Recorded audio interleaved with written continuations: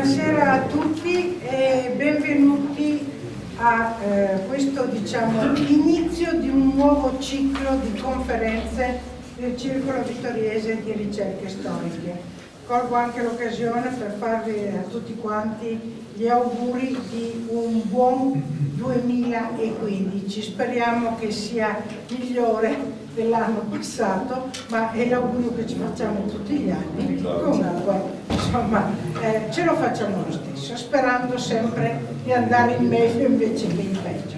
Ecco, quindi questa sera ci ritroviamo, finché ci si ritrova è sempre piacevole. Ecco,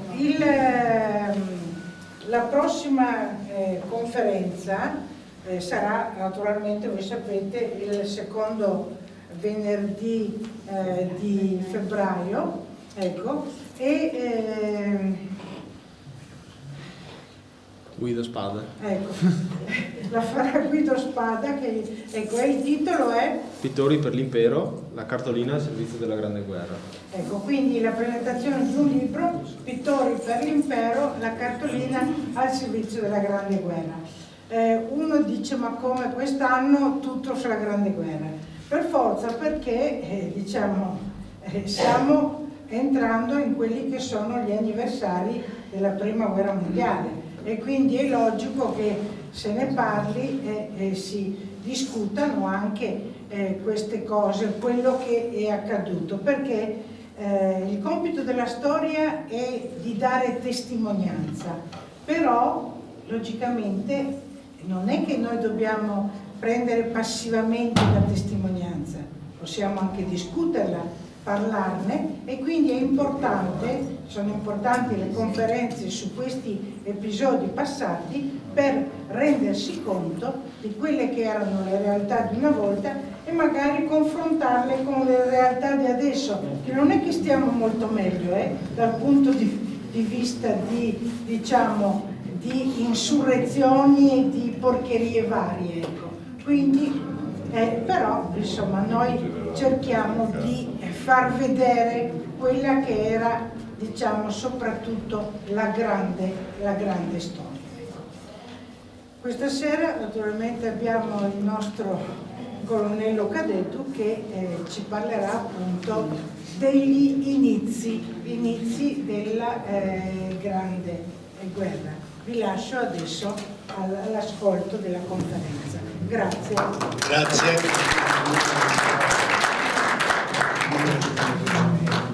Buonasera a tutti. Questa del centenario non è una rivisitazione della Grande Guerra, è una visitazione, è la prima volta che si parla di Grande Guerra. Sono state pagine di storia ignorate per quasi 100 anni. Ne parlò inizialmente il fascismo, si disse che il fascismo l'aveva troppo fascistizzata questa guerra, dopodiché non se ne è parlato più.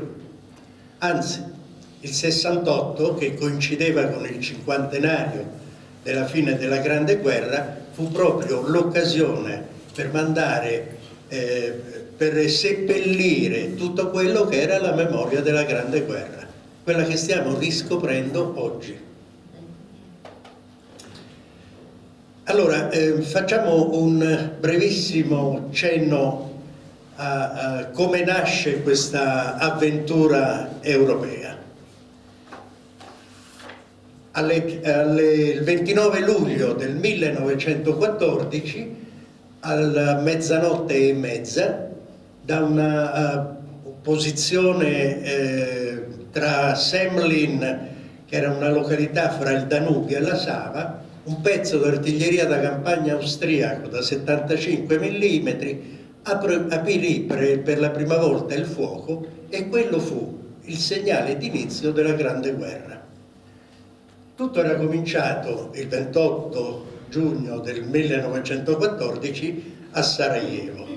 C'era la visita dell'arciduca Francesco Ferdinando alla città in occasione di una grande manovra che il corpo d'armata austriaco in Serbia aveva svolto in quella regione, e lui come ispettore dell'arma di fanteria dell'esercito austriaco aveva assistito a questa esercitazione, si era complimentato con tutti i quadri per la perfezione nell'esecuzione e aveva telegrafato la sera stesso all'imperatore appunto congratulandosi per il lavoro svolto dalle truppe. Il giorno dopo ci doveva essere una visita ufficiale alla città. L'arciduca insieme alla moglie, la contessa Sofia Kotek, che era la sua moglie morganatica, cioè non era di sangue reale, per cui questo escludeva l'arciduca dalla successione al trono. Lui con la moglie l'amava tanto, se la portava appresso e va verso Sarajevo per questa visita ufficiale. Nei giorni prima di questa visita c'era un gruppo di studenti, ufficialmente erano studenti, in realtà poi si dimostrerà che sono dei terroristi. Gavrilo Princip, Gabrinovic, Ilic, tutti nomi un po' strani che è anche difficile tenere a memoria. Facevano parte di un'organizzazione terroristica chiamata La Mano Nera, di cui a capo c'era un certo colonnello Dmitry Dmitrievich, anche qui nomi e cognomi che sono tutto un programma. E questi che cosa rivendicavano? Rivendicavano una grande Serbia. Allora si utilizzano questi studenti per provocare degli incidenti in maniera tale da dare adito al governo serbo di fare qualche cosa per rivendicare la sua indipendenza. E questo qualcosa, cosa c'era di più eclatante che fare qualcosa nel momento in cui c'è l'arciduca in visita a Sarajevo. Il giorno della visita, questi terroristi erano dislocati in vari punti della città, punti che il corteo avrebbe toccato, quindi chiunque avrebbe potuto fare l'attentato all'arciduca.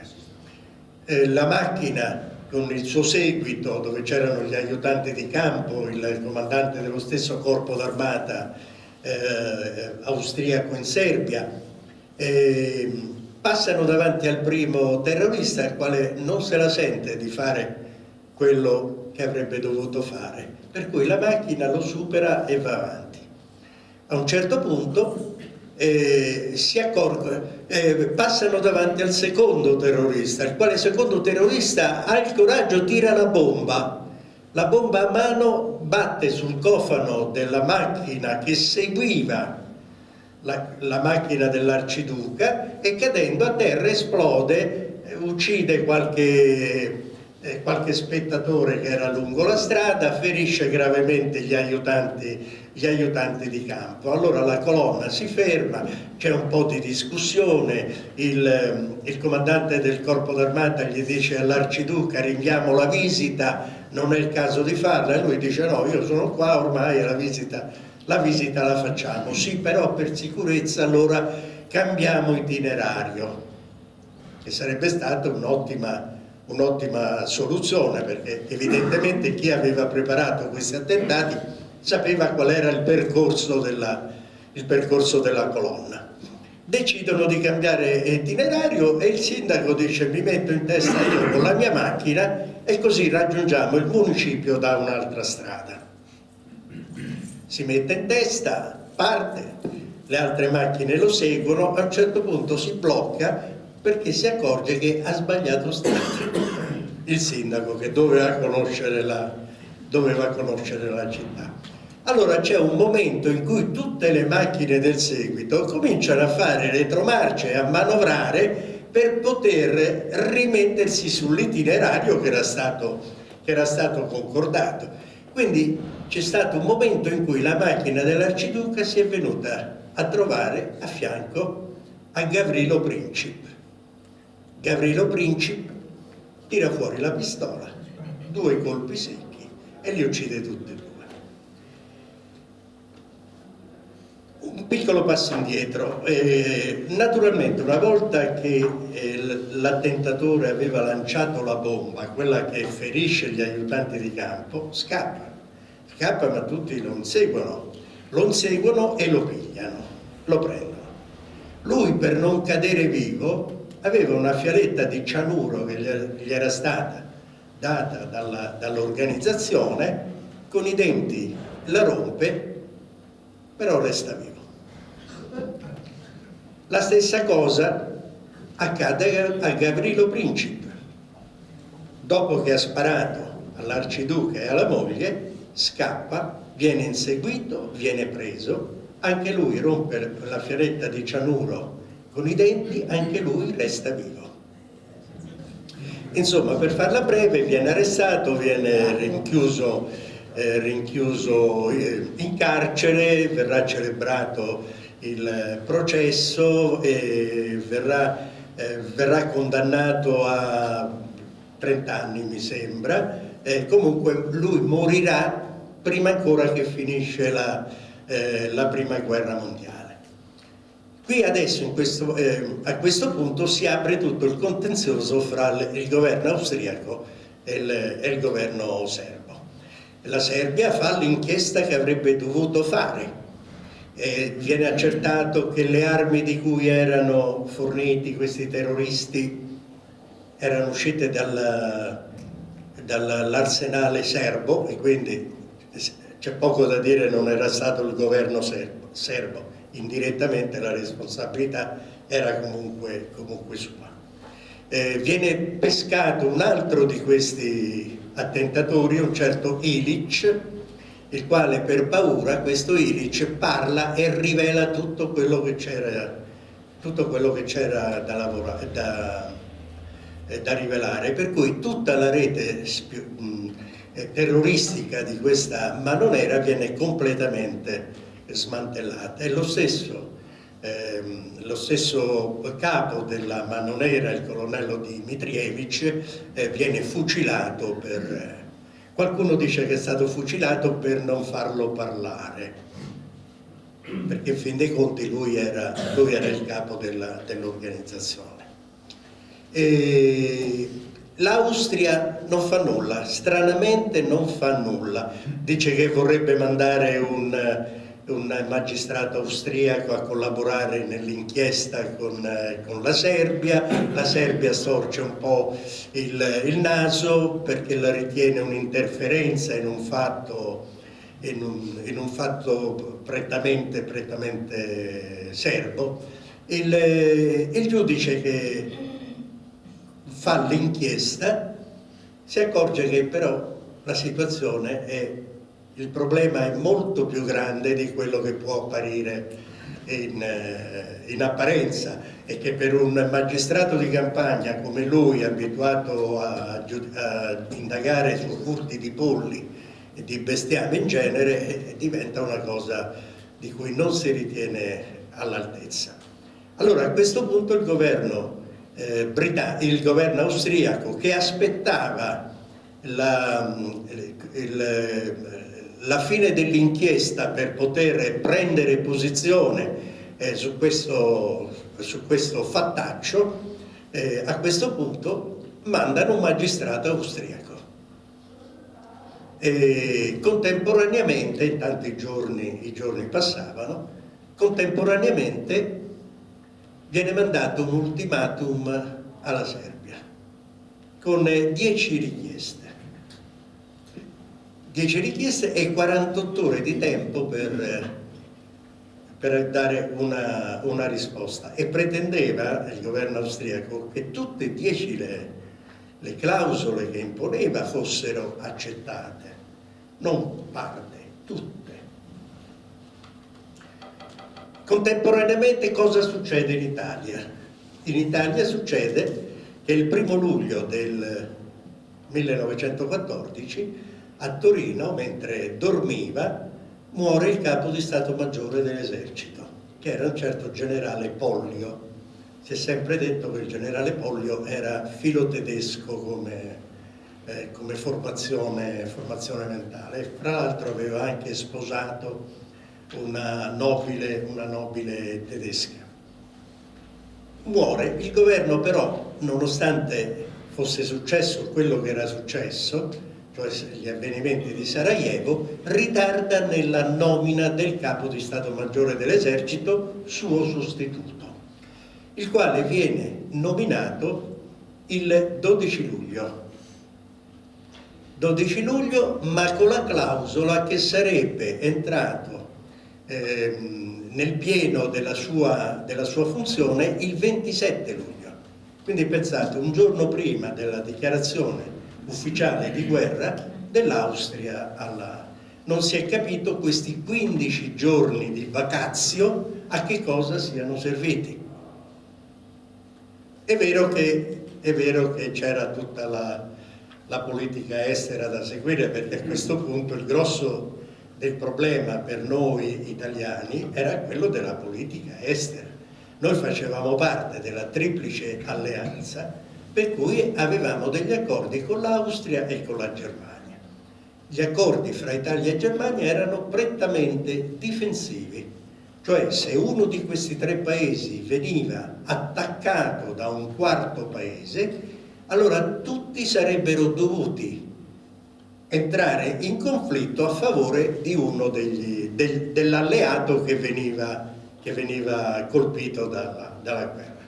Mentre se era uno dei paesi che facevano parte della triplice che dichiarava guerra a un altro, ed è il caso dell'Austria che dichiara guerra alla Serbia, questo obbligo non c'era.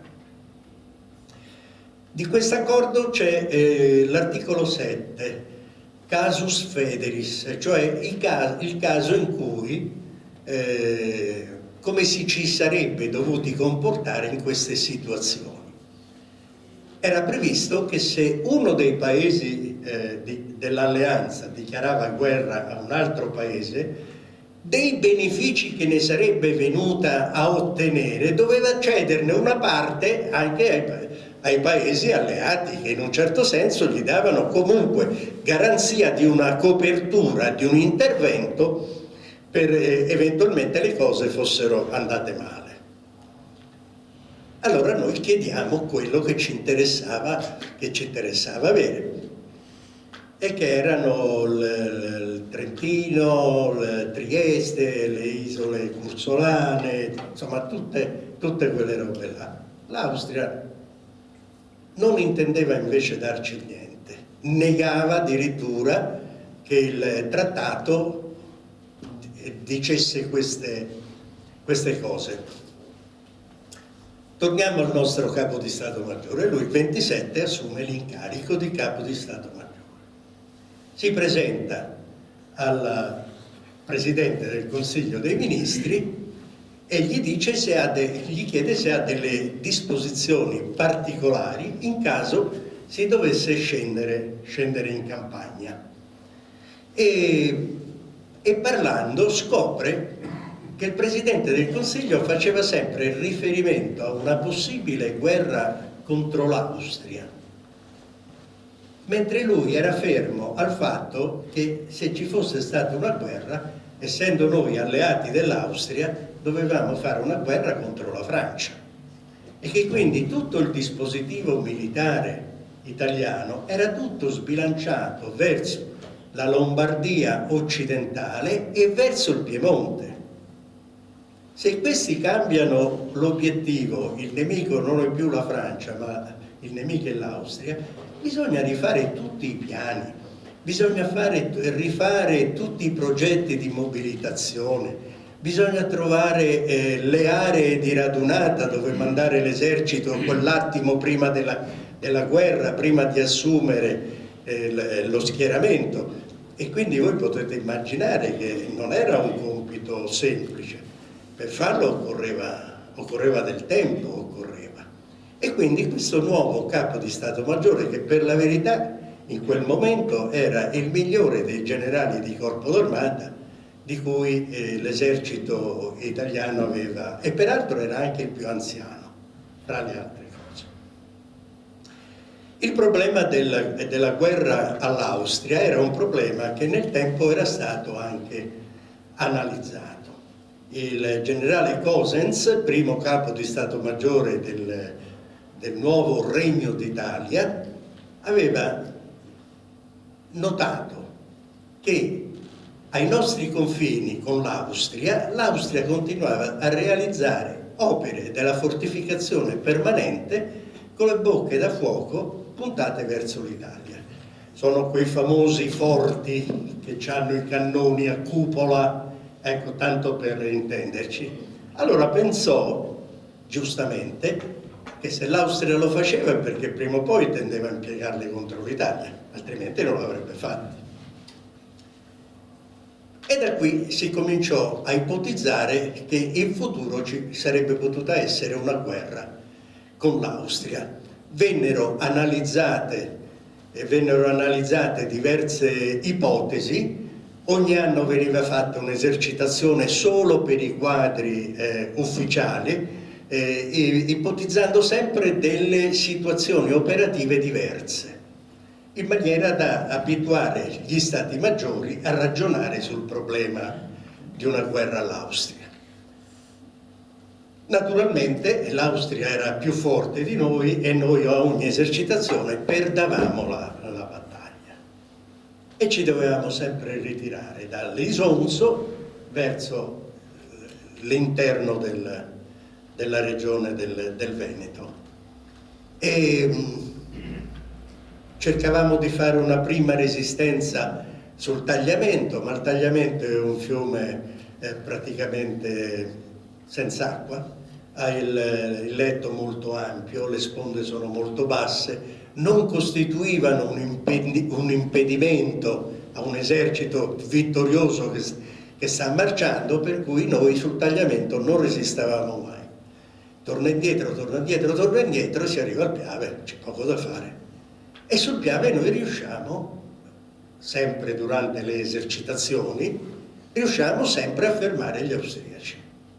L'unico punto delicato di questo fronte del Piave era solo il tratto che va pressappoco da Valdobbiadene a Ponte di Piave, perché lì il letto è ampio, anche lì le sponde sono basse, ma sono 25-30 km, le sponde sono basse, ma per tutto il resto del fiume, sia a monte che a valle, il letto è stretto, le sponde sono alte, la corrente è forte e quindi è difficile superarlo. A quel punto, dice, la difesa del Piave, la difesa per poter reiterare una nuova battaglia contro questo ipotetico esercito austriaco, la facciamo sul Piave. Quindi quando poi nel 1917, dopo Caporetto, Cadorna dirà ripieghiamo sul Piave, non è che l'ha detto così perché quel giorno il Piave gli era simpatico, era un problema che era stato studiato, analizzato per molto tempo, quindi lo disse a ragion veduta, tant'è che aveva anche approntato i piani per la difesa del Piave, piani che poi Diaz, che gli subentrerà nell'incarico proprio nei primi giorni di novembre, l'8 novembre esattamente del 17, non poté più modificare perché non c'era il tempo, era inseguito dagli austriaci, quindi non poteva modificarli. E allora li applicò integralmente e riuscì a fermare gli austriaci. Io personalmente considero questa vittoria di Diaz la vittoria postuma di Cadorna, perché i piani erano i suoi, c'è poco da fare. E un altro merito ebbe Cadorna, siccome era il generale di corpo d'armata più anziano, quando correggeva, fra virgolette, i piani fatti dallo Stato Maggiore per appunto condurre queste operazioni, ebbe la felice intuizione di scoprire che il Monte Grappa era la cerniera di collegamento fra il settore di montagna, gli altipiani, e il settore di pianura rappresentato dalla linea del Piave. E quindi già nel 1916, quando ancora Caporetto non era neanche nell'idea di nessuno, fece fare i primi lavori per la fortificazione del Monte Grappa e riuscì anche lì a fermare gli austriaci. Quindi pensate di quanti problemi si trovò a dover affrontare da quel 27 luglio del 14 questo povero generale Cadorna. Poi diciamolo francamente, non c'erano neanche molte risorse per portare avanti questo discorso.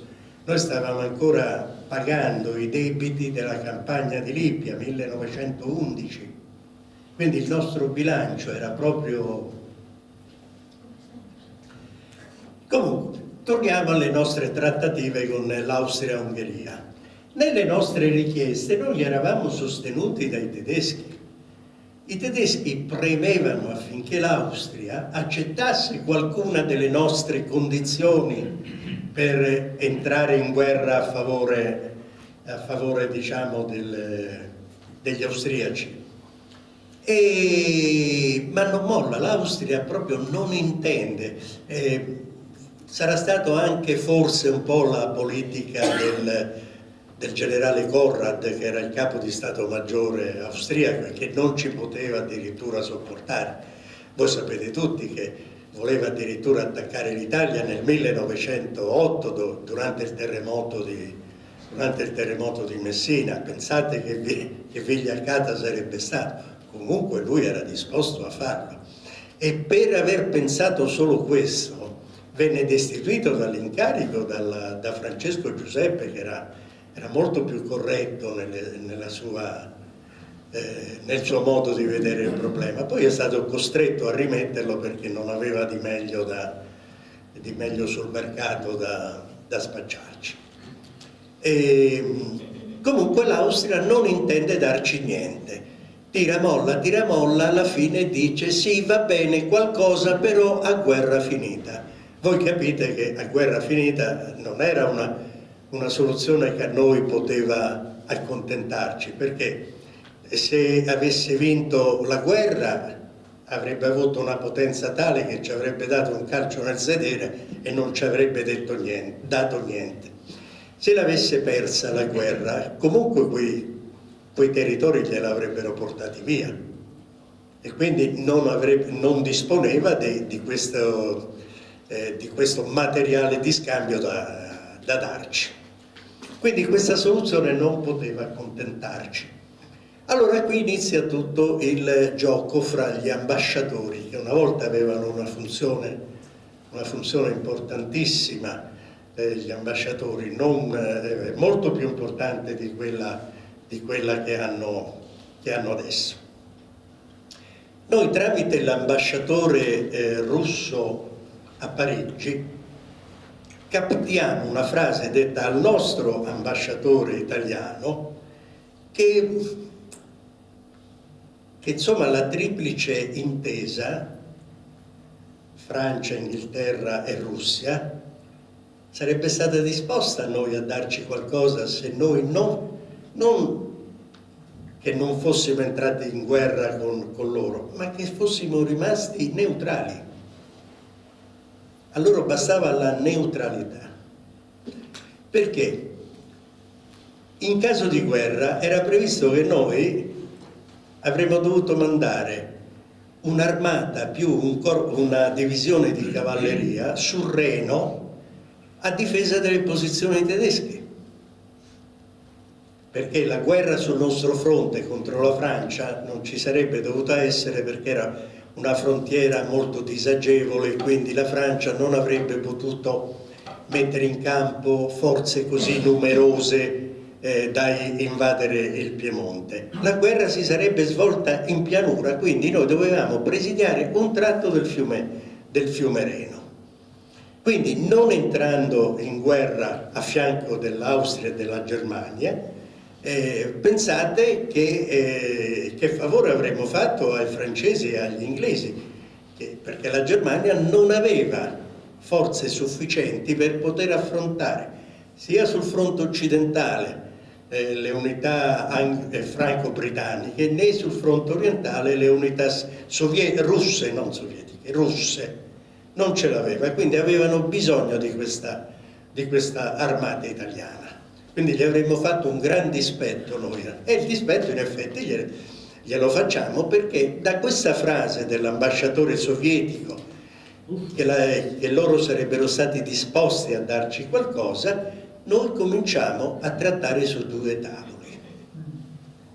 Trattiamo con l'Austria, ma sappiamo già che l'Austria comunque non ci avrebbe dato niente, ma noi dovevamo guadagnare tempo, quindi facciamo finta che continuiamo a trattare, a premere sull'Austria perché ci desse qualcosa. In realtà stavamo lavorando invece sul tavolo con la Francia, la Russia e l'Inghilterra, i quali, siccome quello che noi chiedevamo erano degli possedimenti austriaci, i quali ci promettono tutto, tanto non è roba loro, è roba degli austriaci. E quindi si fa questo famoso accordo per entrare in guerra.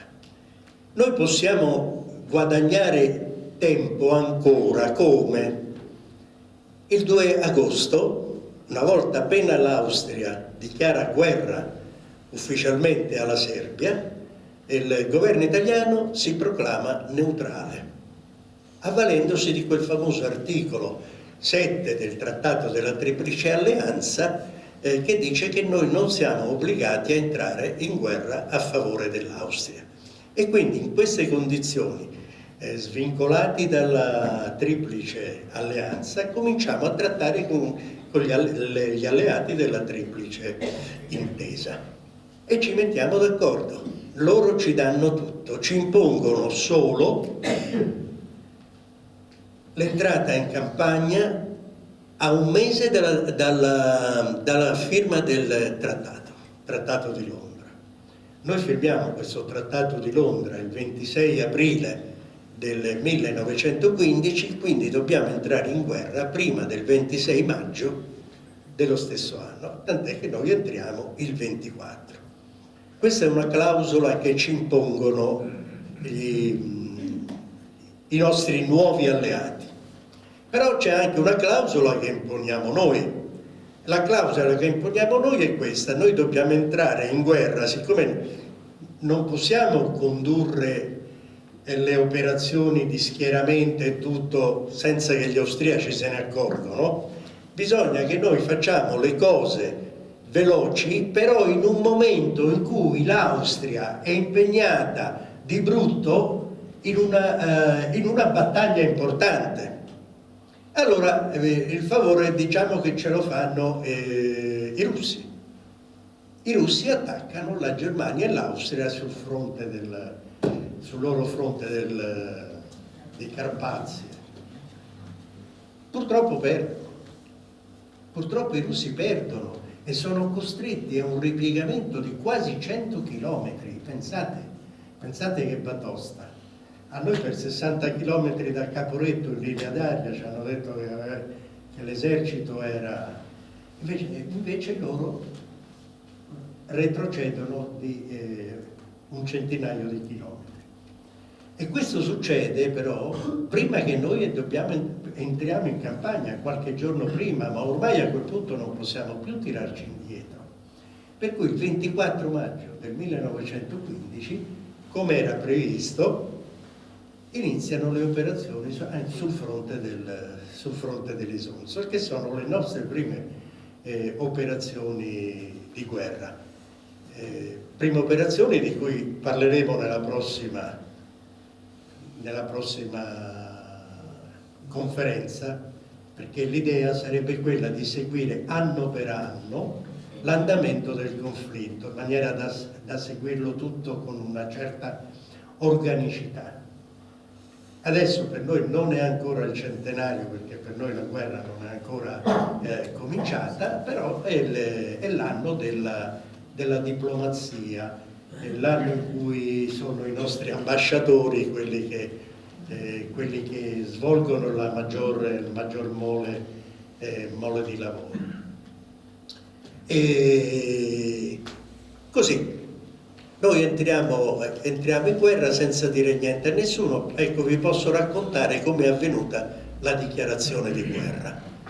Il 23 ottobre il ministro degli esteri manda un telegramma al nostro ambasciatore a Vienna, che era il duca da Varna, con il testo della dichiarazione da consegnare al ministro degli esteri austriaco. Ora, per consuetudine, quando un ambasciatore riceveva una comunicazione dal governo di Roma, doveva dare comunque un cenno di riscontro che il documento era stato ricevuto. Questa volta non arriva la conferma da Vienna che il documento è arrivato. E qui a Roma cominciano a impazzire tutti, dal Presidente del Consiglio al Ministro degli Esteri. Non si sa perché non ci sia questa... E si pensa che il nostro sistema di trasmissione era intercettato dagli austriaci, che, avendo capito di che cosa si trattava, avessero interrotto le comunicazioni, proprio per evitare che... Invece no, si scoprirà in seguito che era stato un caso fortuito questa interruzione. In ogni caso il messaggio era arrivato al nostro ambasciatore a Vienna, il quale lui, quando è stato il 23 pomeriggio, chiede udienza al ministro degli esteri e gli consegna la dichiarazione di guerra in nome di Sua Maestà il Re, Suo Augusto Imperatore, che l'Italia dalle ore 24 si considera in stato di guerra. Dice, in questo momento a Roma l'ambasciatore d'Austria sta ricevendo il passaporto, perché degli ambasciatori i passaporti ce l'ha il Ministero degli Esteri, non restano in mano al diplomatico. Per cui prega il governo di Vienna di consegnargli il suo passaporto. Quindi a Roma non sanno che a Vienna il messaggio è arrivato.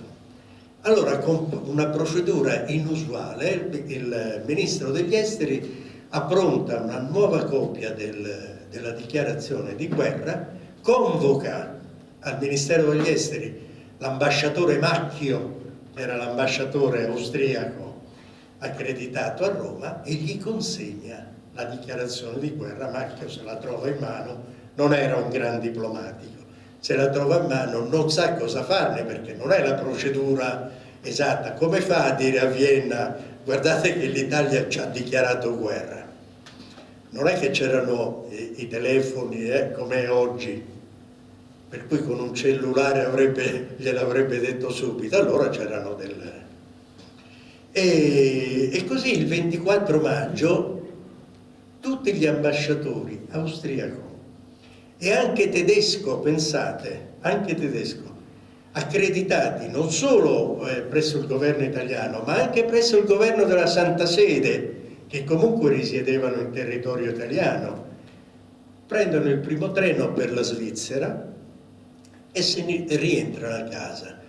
L'interesse dei cittadini austriaci e germanici in Italia vengono affidati alle cure dell'ambasciatore spagnolo a Roma, accreditato presso il governo di Roma. Pina Milet si chiamava l'ambasciatore spagnolo.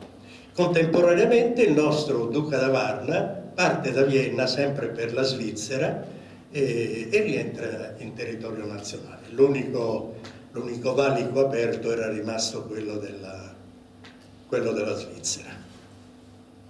Grazie.